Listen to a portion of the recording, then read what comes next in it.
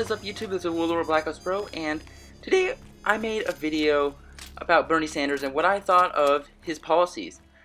And apparently that video did not go over so well with many of you because it seems like there's a lot of Bernie Sanders supporters out there in my audience. And yeah, it's okay if you support Bernie Sanders. I'm not like hating on you for that or anything. I'm just telling you like what I think of Bernie Sanders because it just kind of that topic just kind of crossed my mind and it's like, okay, maybe that'd be an interesting video if I shared my thoughts about Bernie Sanders. However, a lot of you guys took it like I didn't know what I was talking about, or it just I don't know anything about Bernie Sanders' policies. But I just wanted to clarify a few things. So, guys, I actually know a lot about economics and about Bernie Sanders' policies because I've studied economics for a while. I know different things, and I even I talked about different economic theories and things like the Laffer curve. I talked about that. I talked about how if you increase taxes on someone, like you may not necessarily get as much income as the math would suggest, and just different economic laws. Like if you increase taxes on someone, they're not going to spend as much in the economy, and therefore the economy is going to grow slower. Like that's generally how Keynesian economics works. So that's what I was kind of talking about there.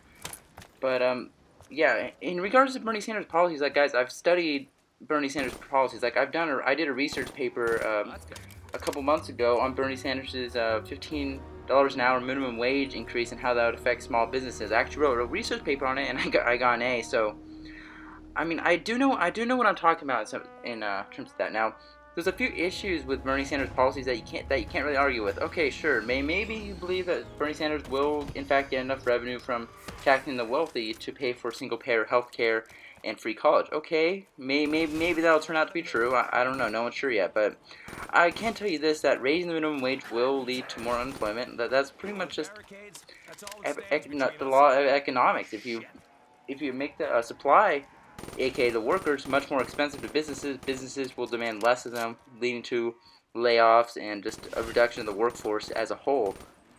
So I mean that can't really be argued with there. Another thing is that, like, okay, I didn't address this in my previous video because Bernie hasn't really taken a hardline position on this, but Bernie is pro-gun control, and although it doesn't really say anything about this on his website, unlike Hillary's website, which Hillary wants to ban assault weapons and everything, and roll back immunity for gun manufacturers, Bernie is actually anti-gun in some ways. I mean, yeah, sure, he supports immunity for gun manufacturers, but he wants to ban assault weapons, which, guys, if you guys don't know, like, an assault weapon is like an assault rifle, like an AR-15 or an AK-47, and they say, oh, the liberals say, oh, these guns don't have any place in society.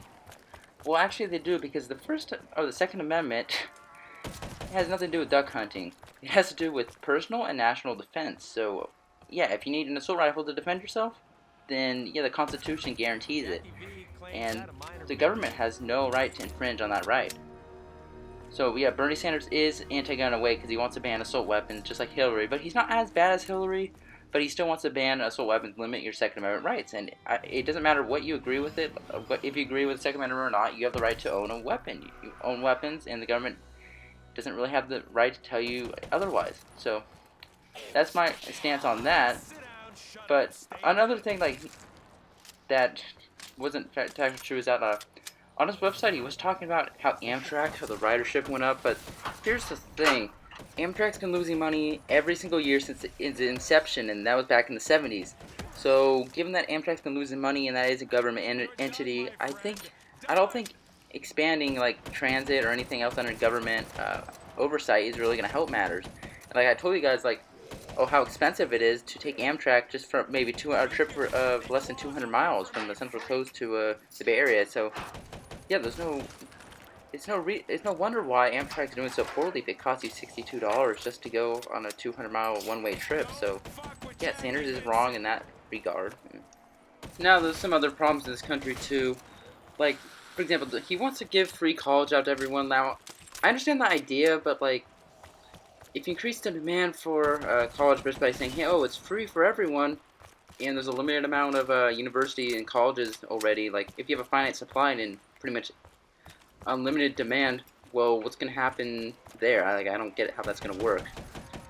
See, naturally the price would increase, but it's free, so I'm not sure how that's going to work. I mean, it won't, but Interesting to see what happens there.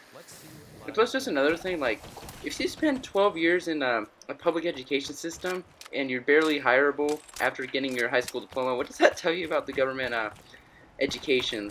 Because you spend 12 years of your life and then you don't really have any economic value, so you have to go to college. So wouldn't Bernie want to improve the existing education system? You know, like K through 12, but of course he probably can't do that because the teachers unions wouldn't like that. So of course he has to please the donors. So yeah, you can't do that. Oh, and another thing about his healthcare system. Once Americans see how think that this healthcare system is free, they're going to be using this at a much higher rate. And what that's going to lead to is people are going to go to the doctors when they don't need to really go to the doctors.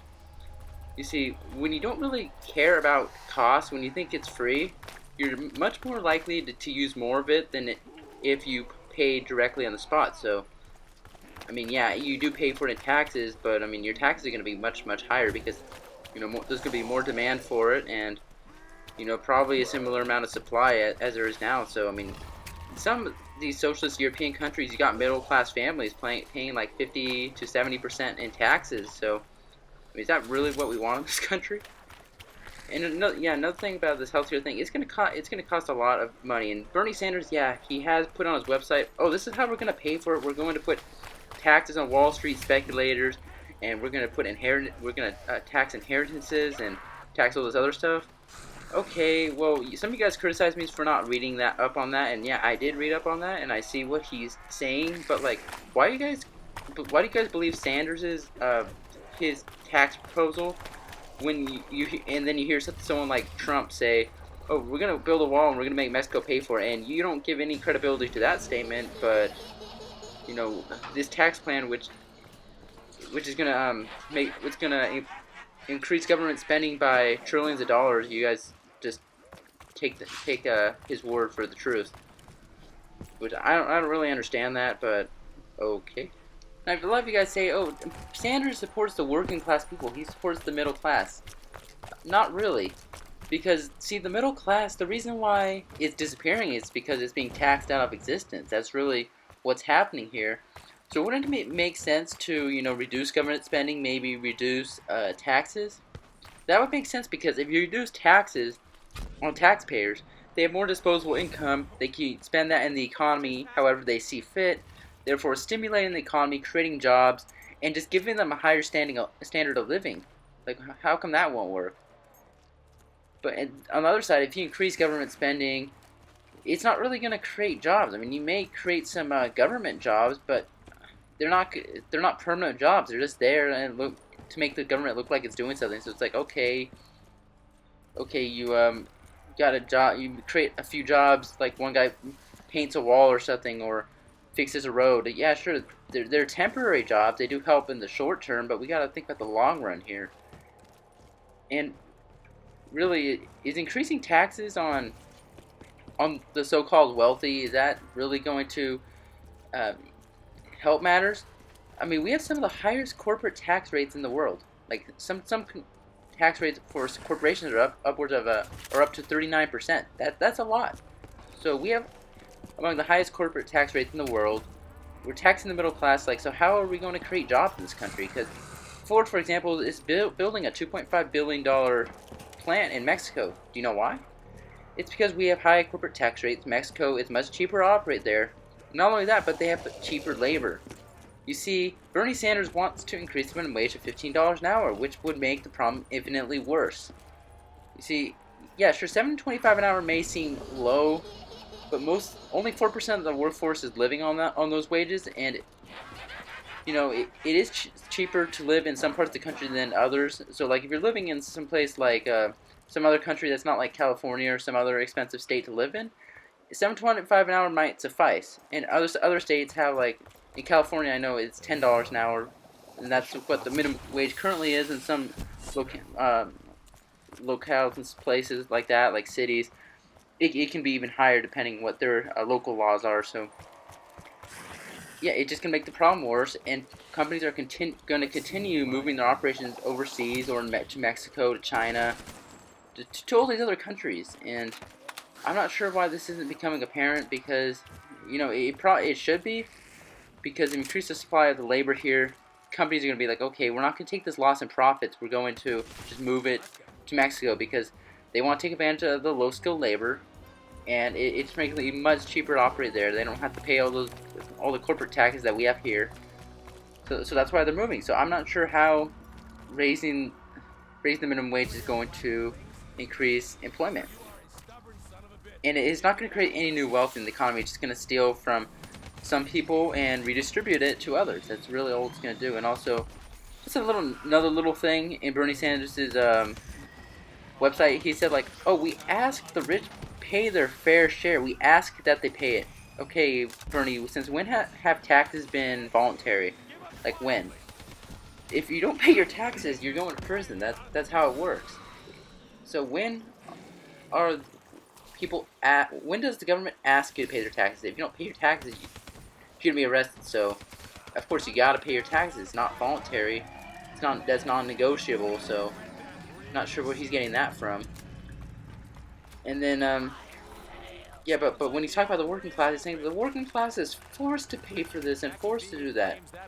Okay, so you're saying that the rich are asked to pay their tax, but the poor is forced to. People are forced to do that. Like, what he's doing here is he's using the language to his advantage. So he's kind of taking advantage of people's emotions and saying like, oh, the rich have it real good in this country, and the poor are just mistreated and blah blah blah. And that's not really the case. I mean, think about this. All the welfare programs that Obama's been, that we've gone under Obama, really haven't done anything to decrease poverty. In fact, like ever since Johnson's Great Society, poverty's been pretty much stagnant, even though we keep increasing spending on anti-poverty programs.